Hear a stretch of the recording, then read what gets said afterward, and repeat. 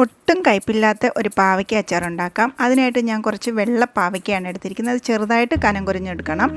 അതിനുശേഷം ഇഞ്ചി, വെളുത്തുള്ളി, പച്ചമുളക്, കറിവേപ്പില ഇതെല്ലാം അരിഞ്ഞ് വെക്കുക. ഒരു ചീനിച്ചട്ടിയിൽ എണ്ണ ഒഴിച്ച് എണ്ണ ചൂടാകുമ്പോഴത്തേക്ക് അതിലേക്ക് ആവശ്യത്തിനല്ല ഒരു അര സ്പൂൺ ഉലുവ ഇട്ട് കൊടുക്കുക. പിന്നെ കടുക് ഇടണം. അതിനുശേഷം വെളുത്തുള്ളി ഇട്ട് ചെറിയ മൂപ്പായി വരുമ്പോഴത്തേക്ക് ഇഞ്ചിയും കറിവേപ്പിലയും പച്ചമുളക് ഇട്ട് കൊടുക്കുക.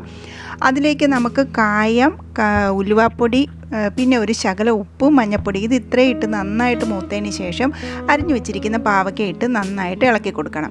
അതൊന്ന് ഇളക്കി വെച്ചതിന് ശേഷം അത് ചെറിയ തീയിലൊന്ന് മൂടി വെച്ച് വേവിക്കണം. ഒരു 2-3 സെക്കൻഡ്, അതിൻ്റെ കൂടുതൽ സെക്കൻഡല്ല 2-3 മിനിറ്റ് അത് വെന്തതിന് ശേഷം നമുക്ക് അത് മൂടി വെച്ചിട്ട് തന്നെ ആ തീയങ്ങ് ഓഫ് ചെയ്ത് വെക്കാം. അതിനുശേഷം തണുത്തതിന് ശേഷം നന്നായിട്ട് ചൂടാറിയതിന് ശേഷം മാത്രം നമുക്ക് കുറച്ച് വിനാഗിരി ഒഴിച്ചു കൊടുക്കണം. വിനാഗിരി ഒഴിച്ചതിന് ശേഷം ഉപ്പ് നോക്കുക. ഉപ്പ് പാകത്തിനല്ലെങ്കിൽ ഒരു ശകലം കൂടെ ഉപ്പ് ഇട്ട് കൊടുക്കണം. അതിനുശേഷം നല്ലൊരു ഉണങ്ങിയ കുപ്പിക്കകത്തിട്ട് നമുക്ക്